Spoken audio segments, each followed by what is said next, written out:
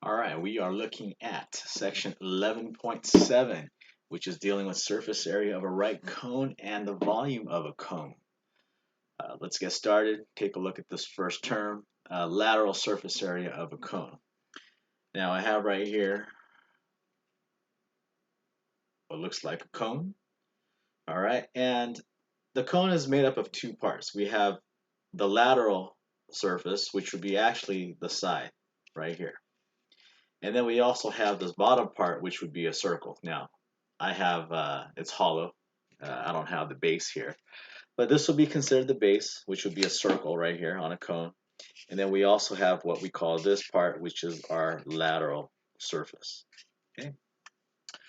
So as we take a look at the surface area of a right cone equation, in order to find the surface area of a right cone, it is equal to pi r squared plus pi r L. And L right there is the slant height of the cone. Let's go ahead right here, mark it up. We have L, that's brand new to you, and that is your slant height. And then R, you guys are familiar with, that right there is the radius. Okay, so that first equation right there is necessary for you to find the surface area. Because remember, like I told you, we have two parts. We have the actual lateral face, and then we have the base. So if you look at the equation right there, that pi r squared is, go ahead and put that as the base. And then this piece right here, pi rl, that is your lateral face.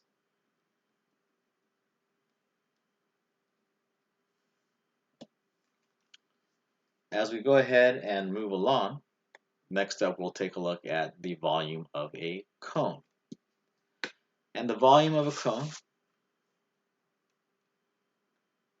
right here is 1/3 capital B representing the base of the cone itself, times h, which is your height. And so if the base is a circle, we use pi r squared. And then times h, and then we multiply everything by 1/3.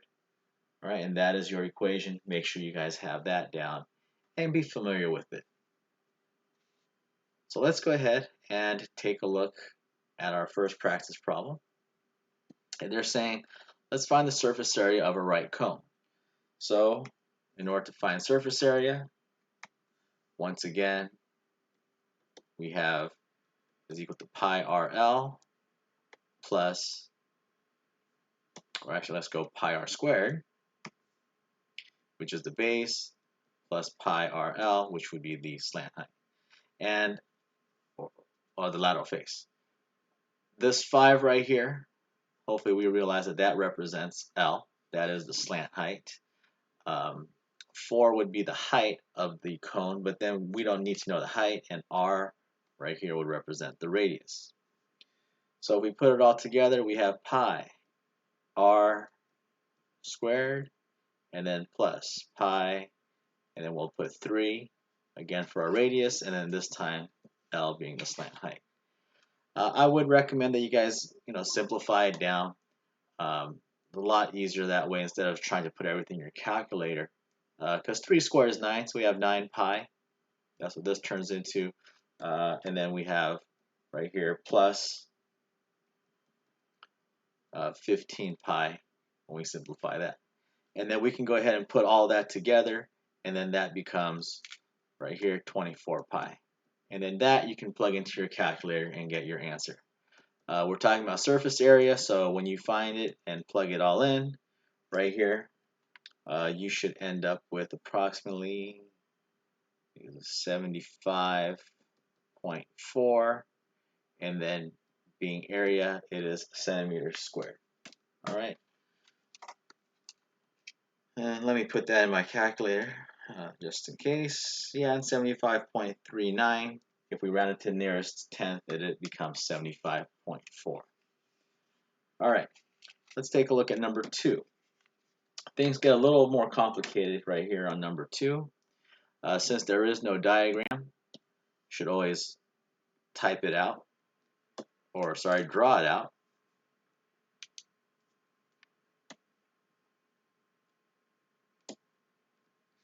And it says a right cone has a diameter of 1.8 inches and a height of 3 inches. So if we have our cone, what they're saying is we're going to have diameter is 1.8. So from here to here,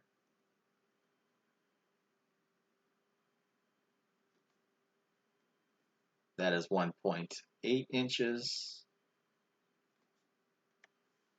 Remember, that's diameter. So if we want to find our radius, we got to split that into 2. And then the height is actually right here from the center all the way up to the top of the cone. And this right here represents 3. So we take 1.8, we divide it by 2, we get our radius, and that's going to be 0.9 right there. And if I want to find the volume here, remember, it's 2 parts, or actually, sorry, we're looking at surface area. So we have pi r squared, which is the base of the circle, plus pi rl, which is the lateral surface. Remember, 3 is the height. It's not actually the, it's not L, which is your slant height. So hopefully you notice right here that, remember, this is a right cone, so we have 90-degree angle. The base is 0.9, and then the height is 3. So lo and behold, right here, I have a right triangle. So guess what? You should know that you can use the Pythagorean theorem to solve for L, or the slant height, or which would be the hypotenuse. So we'll take 3 squared plus 0.9 squared, and then that is equal to L squared. Or you can say C squared. It doesn't matter either way. So we go ahead, plug that into your calculator.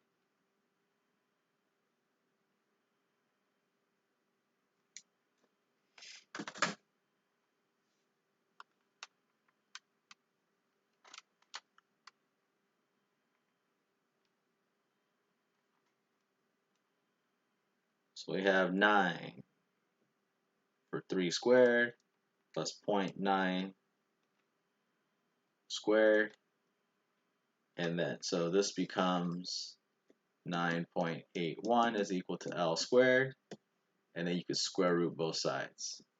So L right here is equal to, once we get 3.13.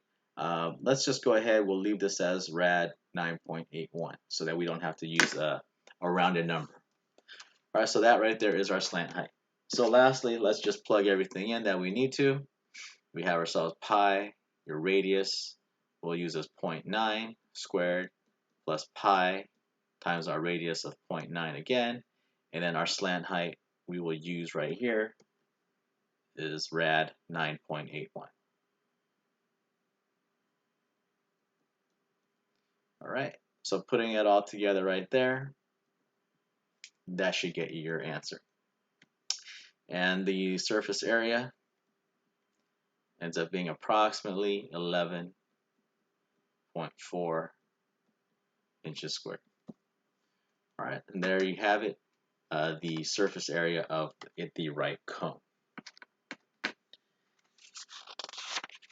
We'll go ahead, let's take a look at the next problem here.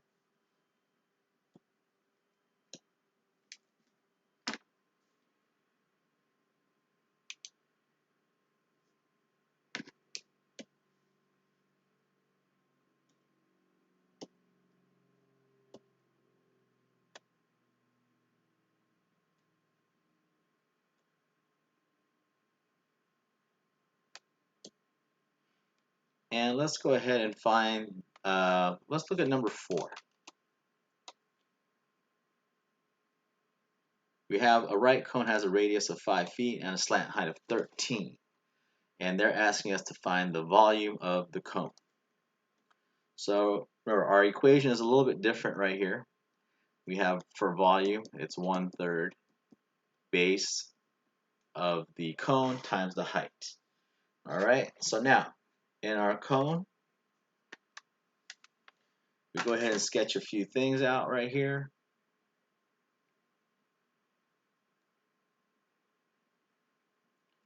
Radius is 5, slant height is 13.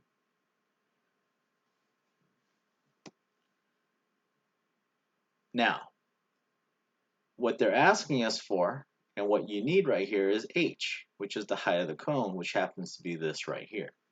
So that's why it's always helpful to draw it out. Keep stressing that all the time. There's no shame in drawing a diagram, as long as since it'll help you kind of maybe put things together. And so don't forget, this is a right cone, so this is a right angle right there, and we could use Pythagorean theorem once again to solve this out. Now, I've been kind of telling you all year long, you guys should remember some of these special things that we call Pythagorean triple. So what you could also remember is that if you know your Pythagorean triples, this happens to be a 5, 12, a 13. Pythagorean triple, so h is actually going to be equal to 12. All right, Pythagorean triple.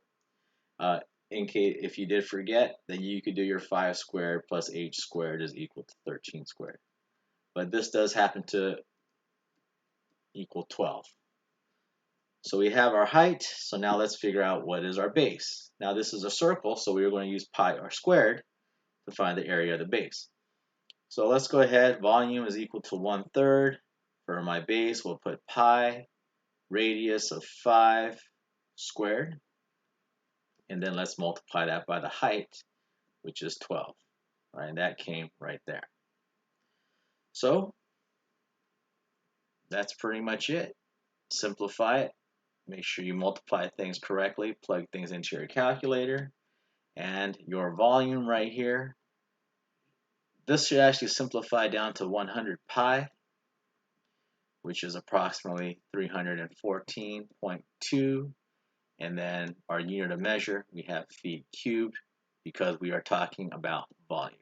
All right, so that right there is key.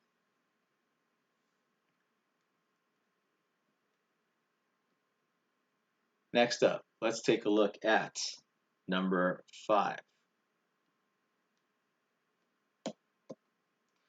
All right, it says a right cone has a surface area of 440 square inches and a radius of 7 inches. Don't forget, they're saying surface area. And it says find its slant height. So let's start off with the equation. Slant height, SA, and then that right there, since we're talking about surface area, it's pi RL plus, or pi r squared. Let's start off with that. We'll just to stick with the equation. We have pi r squared plus pi RL. And they're asking us to find a slant height. Okay, well, we can do that.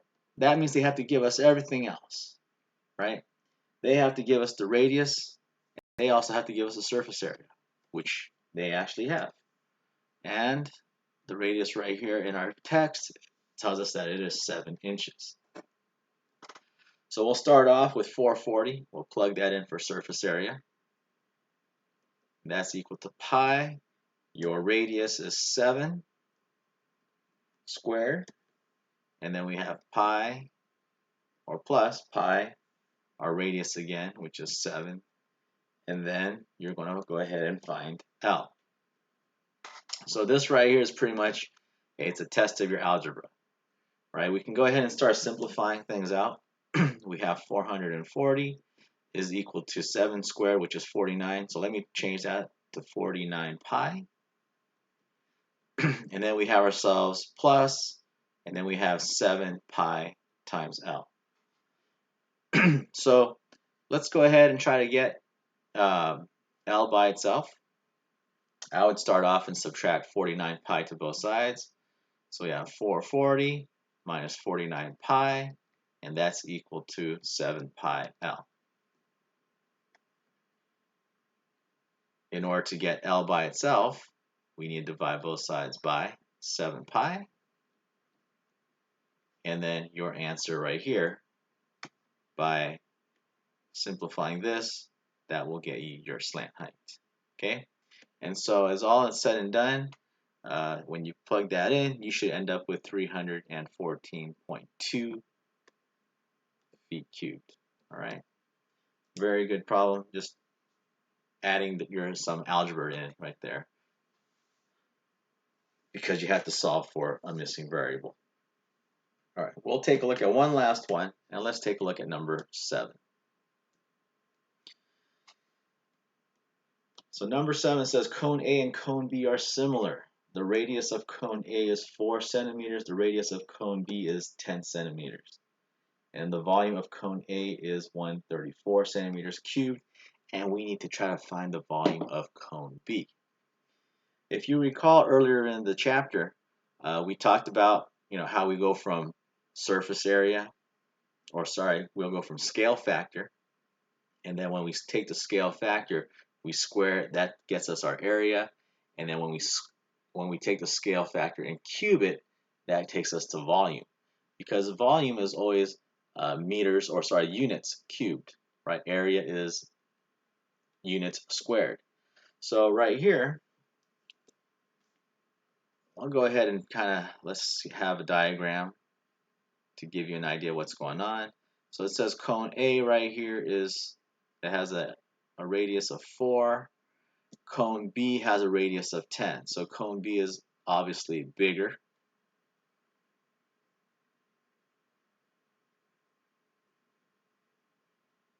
Or there's a good chance that it is larger based off what we have, because it could be a lot higher, right? Or cone A could be a lot higher. But based on what we have here, we're looking at the two side lengths, and then we have ourselves cone A has a radius of 4, cone B has a radius of 10. And the volume of cone A is equal to 134 centimeters cubed. And so what we're going to do is come up with a ratio. Now, we use our scale factor to help us come up with that ratio. I'll solve this pretty much how we solved the question earlier on in the chapter. And let's go ahead and take the side lengths, and we'll put 4 over 10. Okay, remember, up here will be cone A, down below the denominator will be cone B. Now this is side length. We could use that to come up with our scale factor, which if we reduce this, that happens to be 2 over 5. Now, we take this number, or actually we can keep it as is as well. But if we go ahead and take that, this right here, once again, is our scale factor. Now, I can't come up with the ratio and set it just equal to 134 over x. The problem is that one is scale factor, the other one is in cubic units. So what you're going to have to do is we take this 2 over 5 right here, and remember, if I want to go from scale factor to volume, I'll go ahead and just cube this, and then I'll end up with 2 to the third power, that's 8, 5 to the third power, that's 125.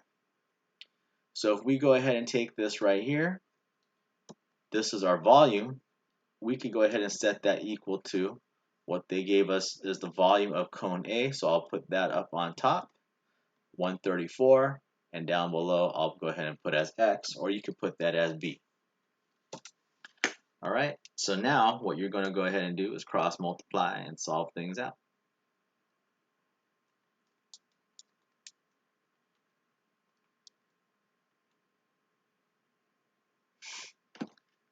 All right, so I get right here we got 8x, and then that is equal to 16,750. When we divide both sides by x, you get 2,093.75, and that is centimeters cubed. All right. And that, ladies and gentlemen, is the volume of cone B. So remember, if they give you surface area, or if they give you scale factor, or they give you some sides, you're going to need to make sure that you take that ratio, and then you need to cube it to take it into volume, which will be in cubic units. And then we can go ahead and set our ratio equal to the volume of either cone that's given. All right, there you go, 11.7.